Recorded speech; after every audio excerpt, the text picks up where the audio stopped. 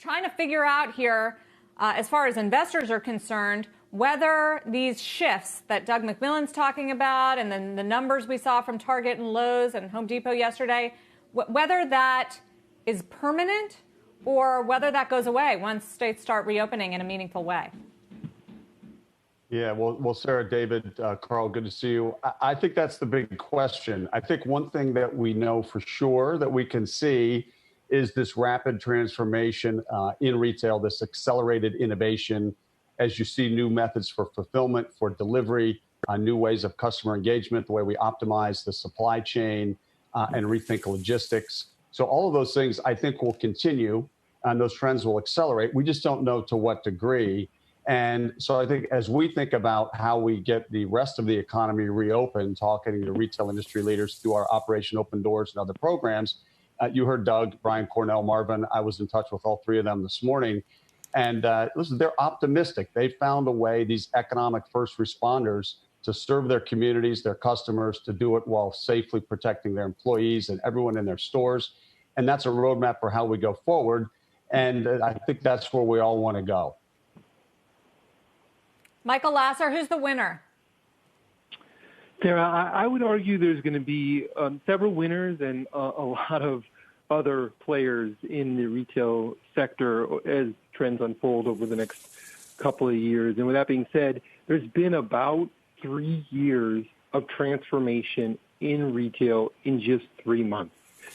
So who's going to be the winners? It's going to be the leading players like Home Depot, like Lowe's. Walmart and Target are going to be on that list as well.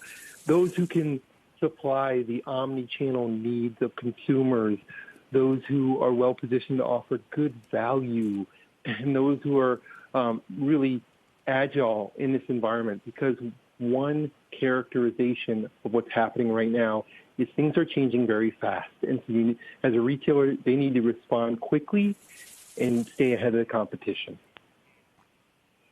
You guys have quite a headline here at UBS, expecting 100,000 retail stores will close. How do you get at that number? That seems shocking and likely to have a major negative ripple effect across this economy.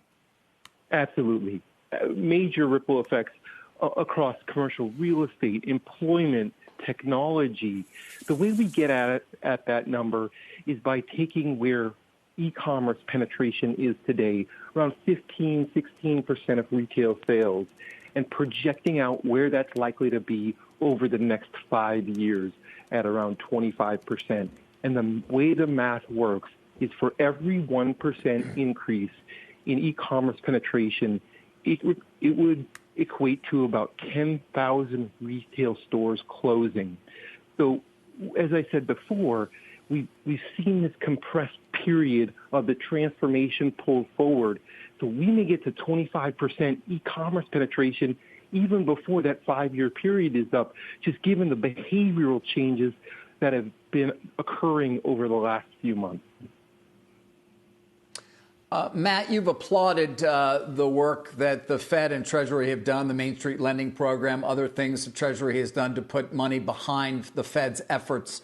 But you've also said in a May 1st letter that you wanted them to do more to support a broader swath of retailers, further down the credit spectrum, for example, with a variety of the different programs at their disposal. Have they been able to do that? Are your members getting the credit support that they potentially need at the rates that they can afford?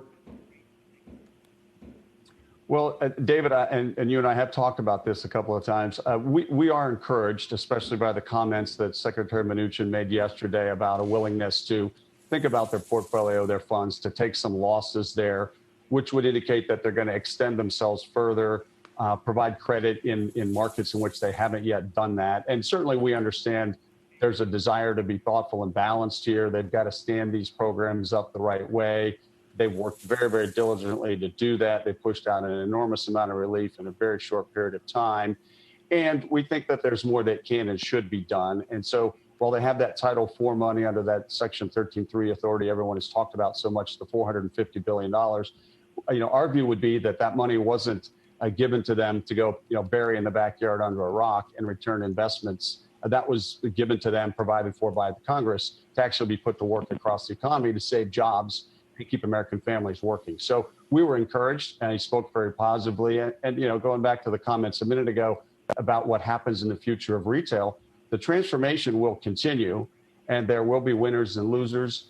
The math is the math, that's true, but some of those assumptions, retail sales have grown almost 4% for 5 years, and the 100,000 store assumption is only 2% growth. And a dollar for dollar transfer, when you talk to Target and Walmart and Lowe's and the companies that are doing new fulfillment, it's not a net zero sum proposition that stores go away simply because customers behave differently. And there's no guarantee it's going to be 25%. We don't know. It could be 20%, and you might need 1,000 more stores. So there are a lot of unknowns, but directionally, we're headed, I think, in the right place, and it's going to accelerate.